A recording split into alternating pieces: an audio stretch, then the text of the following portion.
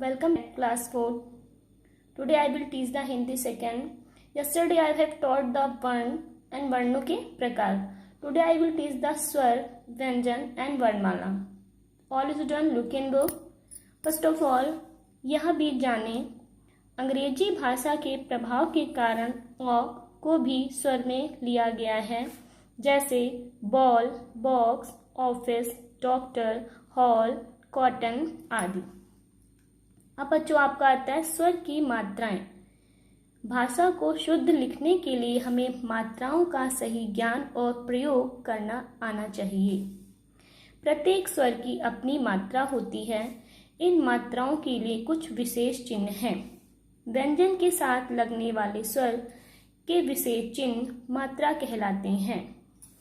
जैसे कि बच्चों, मैंने थर्ड में जो बच्चे मेरे साथ थे और जिन्होंने मेरी क्लास में पढ़ा था, तो उन बच्चों को याद होगा कि मैंने इसी तरह का पैटर्न ब्लैक बोर्ड पे आप लोगों को समझाया था. तो देखिए बच्चों, ये है स्वर, ये है मात्रा, ये है व्यंजन, ये है मात्रा के साथ और ये शब्द हैं. तो बच्चों मैंने बताया था छोटा आ की कोई मात्रा नहीं होती है, उसको सिर्फ अ लिखते हैं और उससे सिर्फ म, जैसे म और मत शब्द बन जाएगा. बड़ा आ में हमने कहा था डंडे का प्रयोग होता है, उसमें छ और आ का प्रोनाउंसिएशन आवाज आएगी. छा आ निकल रहा है कि छा आ ता आ, छा आ पा आ, इस तरह से आवाज निकल रही है. छोटी ई मैंने बताया था छोटी की मात्रा जो होती है वो बाएं हाथ की तरफ से लगती है, लगी आगे से लगती है. जैसे चा में लगी तो ची और चिड़िया और चिट्ठी, इस प्रकार के दो शब्द हमने बना दिए. बड़ी ई की मात्रा देखें बच्चों, खा है. खा में बड़ी की मात्रा पीछे की तरफ से लगती है, जैसे खी और खी से इसी संबंधित हमने दो शब्द बनाए, खील और खील.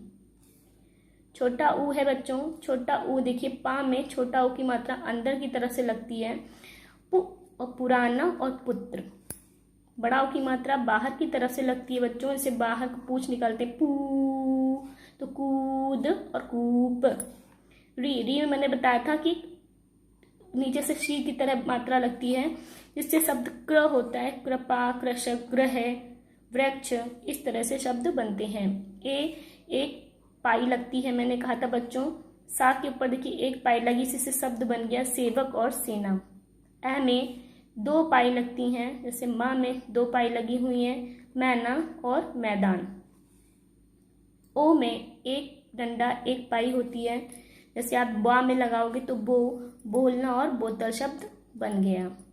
और एक डंडे पे दो पाई होती हैं, जिसको खौ, खौलना और खौफनाक शब्द बन गए.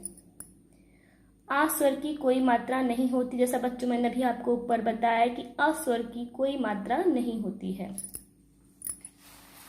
बच्चों स्वर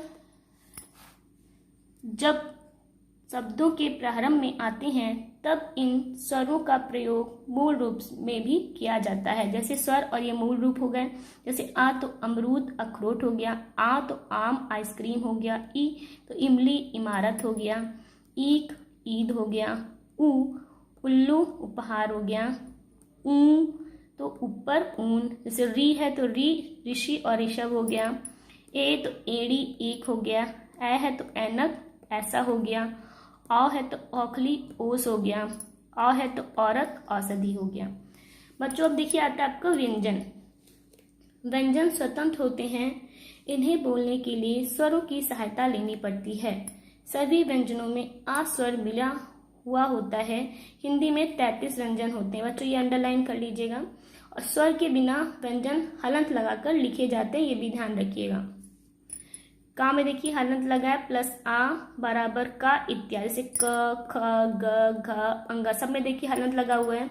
च छ ज छ य ट ठ ड ढ अड़ त थ द ध न प फ ब भ म य र ला व श श श ह छत्रंज्ञा होता है. अब छत्रंज्ञा जो श्रा शब्द है ये किसमें आते हैं, संयुक्त व्यंजन में आते हैं. तो आपको इनको अंडरलाइन करना, इससे संबंधित प्रश्न या कुछ आपसे पूछा जा सकता है. हिंदी भाषा में ये 4 संयुक्त व्यंजन होते हैं, या व्यंजन की परिभाषा भी पूछी जा सकती है. ये 2 व्यंजनों के मेल से बने हैं, इसीलिए इन्हें संयुक्त व्यंजन कहा जाता है. आओ देखें संयुक्त व्यंजन कैसे बनते हैं, जैसे आप देख रहे हैं चा बराबर का प्लस सा, कच्चा शिक्षक हो गया। ता बराबर प्लस रा मात्रा छात्र हो गया। ज्ञा बराबर जा प्लस या यज्ञ ज्ञानी हो गया। सा प्लस रा परिश्रम आश्रम हो गया। आ रहित व्यंजन इस प्रकार लिखे जाते हैं जैसे क ख ग। इनके नीचे लगने वाली तिरछी रेखा हलंत कहलाती है। बच्चों देख रहे हैं आप जो शब्दों के नीचे स्वर के नीचे व्यंजन के नीचे जो हलंत लगा हुआ है इसको हम लोग हलंत बोलते हैं। ड और ढा वर्णों के नीचे बिंदु लगाकर डा और ढा ध्वनियां बनती हैं। इन्हें भी व्यंजन के रूप में अपनाया गया है। भाषा में इनका व्यापक प्रयोग होता है। घोड़ा, गाड़ी, पढ़ना, चढ़ाई, कपड़ा, सड़क, गुड़ आदि। और स्वर की तरह ही ज और फा व्यंजनों को अरबी फारसी के प्रभाव से हिंदी में ले लिया गया है, क्योंकि इन व्यंजनों के प्रयोग से शब्दों के अर्थ में बदलाव आ जाता है।